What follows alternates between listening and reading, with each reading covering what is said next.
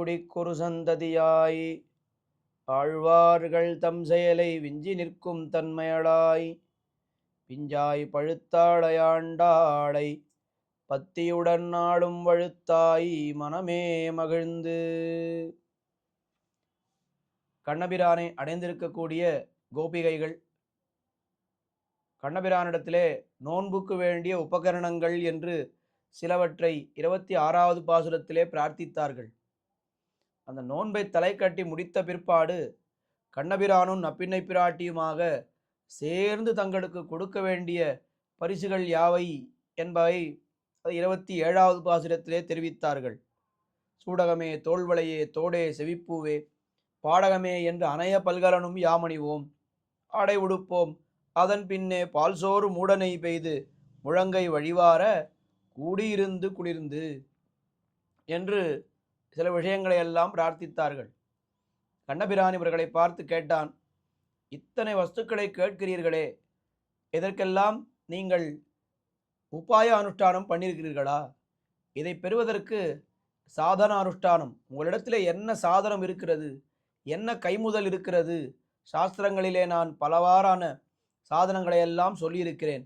கர்மயோகம், ஞான யோகம், பக்தி யோகம் எல்லாம் சொல்லியிருக்கிறேன். இதையெல்லாம் நீங்கள் அனுஷ்டித்திருக்கிறீர்களா என்று கேட்டான். அதற்கு பதில் சொல்கிறார்கள் இந்த பாசுரத்திலே. நாங்கள் எப்படிப்பட்டவர்கள்? ஒரு சாதனத்தை அனுஷ்டிப்பதற்கு எங்களுக்கு சக்தி இருக்கிறதா அல்லது பிராப்தி, அதுக்கு உரிமையோ அதற்கு உண்டான சக்தியோ எங்களுக்கு இருக்கிறதா? நாங்கள் எப்படிப்பட்டவர்கள் என்னால் உன்னை கொண்டு உன்னை அடைய பார்ப்பவர்கள். உன்னுடைய திருவடிகளை பிடித்து கொண்டே உன்னுடைய திருவடிகளை அடையப் போபவர்கள் நாங்கள். எங்களிடத்திலே கர்மயோகம் இருக்கிறதா, ஞான யோகம் இருக்கிறதா என்கிற கேள்வியெல்லாம் நீ கேட்கவே முடியாது என்று தங்களுடைய உபாய சூன்யத்தையை இந்த பாசுரத்திலே ரொம்ப அழகாக விண்ணப்பிக்கிறார்கள் கோபிகைகள்.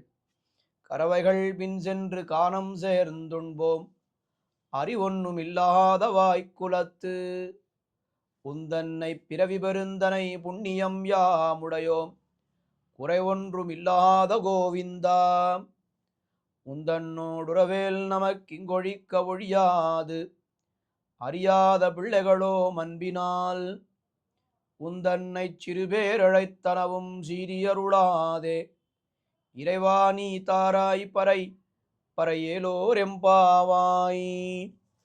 எங்களிடத்திலே கர்மயோகம் இருக்கிறதா என்று கேட்கிறாயே, எங்களுடைய கர்மயோகம் என்ன தெரியுமா? கறவைகள் பின் சென்று காணம் சேர்ந்து உண்போம், மாடுகள் பின்னால் போவோம், அவ்வளவுதான் எங்களுக்கு தெரியும். கர்மயோகம் செய்ய வேண்டுமானால் அதற்கு முதல் படி ஆச்சாரியன் பின்னால் போக வேண்டும். எங்களுடைய ஆச்சாரியர்கள் யார் தெரியுமா? மாடுகள் தான் எங்களுடைய ஆச்சாரியர்கள்.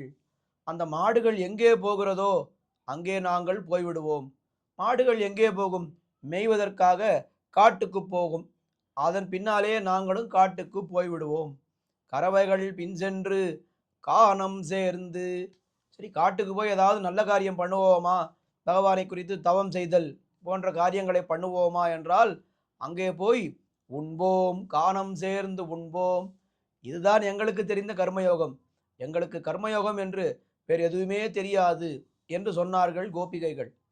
உடனே அவர்களை பார்த்து கேட்டான், சரி, கர்மயோகம் இல்லாவிட்டால் அது போகட்டும், ஞான யோகம் ஏதாவது உங்களிடத்தில் இருக்கிறதா என்று கேட்டான் கண்ணபிரான். ஐயோ, கர்மயோகமே இல்லை என்று சொல்லிவிட்டோம். அந்த கர்மயோகத்தின் முதிர்ந்த நிலையான ஞான யோகத்தை எங்களிடத்தில் எதிர்பார்க்கிறாயே, அது எப்படி பொருந்தும்? ஒருத்தன் 8ஆம் வகுப்பே தேரவில்லை, அவனை போய் நீ 12ஆம் வகுப்பு தேறிவிட்டாயா என்று கேட்டால் எப்படி இருக்குமோ அதுபோல தானே இந்த கேள்வி.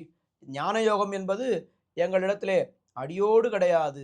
அறிவொன்றும் இல்லாத வாய்க்குலம். அறிவில்லாதவர்கள், அறிவொன்றில்லாதவர்கள், அறிவொன்றும் இல்லாத வாய்க்குலம். எதுவுமே இல்லையா? கர்மயோகம் இல்லை, ஞான யோகம் இல்லையா? அப்படியானால் உயர்ந்த பலனுக்கெல்லாம் நீங்கள் ஆசைப்படவே கூடாது. நீங்கள் போங்கள், உங்களுடைய வீட்டுக்கே திரும்ப போங்கள் என்று கண்ணபிரான் சொன்னான். அதற்கு தெரிவிக்கிறார்கள், அந்த ஆய்க்குலத்து உந்தன்னை பிறவி பெருந்தனை புண்ணியம் யாமுடையோம்.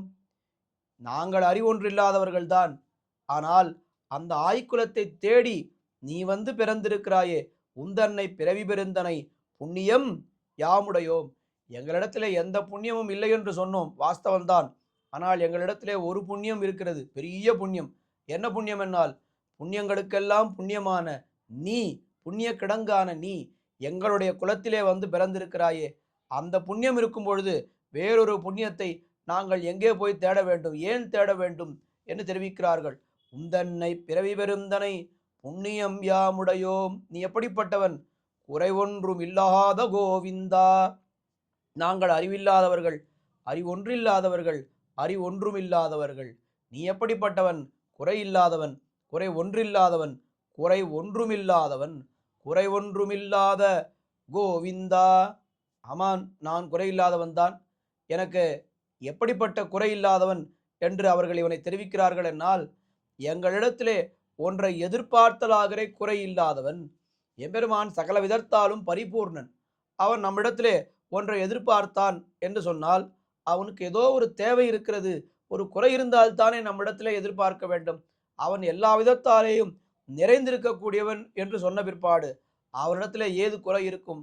நீ குறை ஒன்றில்லாதவன், எங்களிடத்திலே ஒன்றை எதிர்பார்த்தலாகிற குறை இல்லாதவன் என்று தெரிவித்தார்கள்.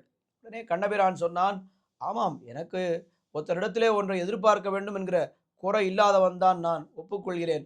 ஆனால் உங்களுக்கு நான் ஏன் செய்ய வேண்டும் என்று கேட்டான் கண்ணபிரான். அதற்கு பதில் சொல்கிறார்கள், உந்தன்னோடு உறவேல் நமக்கு இங்கொழிக்க ஒழியாது. இது என்ன கேள்வி கண்ணா? உனக்கும் எங்களுக்குமான உறவு அது ஒழிக்கக்கூடிய உறவா? இது லோகத்திலே நாம் லௌகிக்கத்திலே பல பல உறவுகளை பார்க்கிறோம். அந்த உறவுகளை ஒருவர் நினைத்தால் போக்கிக் கொள்ளலாம், சில உறவுகளை இருவரும் சேர்ந்து நினைத்தால் போக்கிக் கொள்ளலாம். ஆனால் உனக்கும் எனக்குமான உறவு அது நாங்கள் நினைத்தாலும் ஒழிக்க முடியாது, நீ தனியாக நினைத்தாலும் அதை ஒழிக்க முடியாது, நாம் இருவரும் சேர்ந்து முயற்சித்தாலும் அந்த உறவை ஒழித்து கொள்ளவே முடியாது. அதுவும் திருவாய்ப்பாடி தேடி நீ இங்கே வந்து அவதரித்திருக்கிறாய், இந்த இடத்திலே அந்த உறவுகளை எல்லாம் ஒழித்து கொள்ளவே முடியாது. உந்தன்னோடு உறவேல் நமக்கு, உறவேல் என்னால் உன்னுடைய உறவோ என்றால் அந்த உறவேல் நமக்கு, நமக்கு இங்கொழிக்க ஒழியாது என்று சொன்னார்கள். நமக்கு உனக்கு எனக்குமான அந்த சம்பந்தம் எவ்வளவு பெரிய சம்பந்தம் அது! எத்தனை உறவுகள் சாஸ்திரங்கள் சொல்லியிருக்கின்றன. இந்த உறவையெல்லாம் ஒழித்து கொள்ளவே முடியாது என்று சொன்னார்கள்.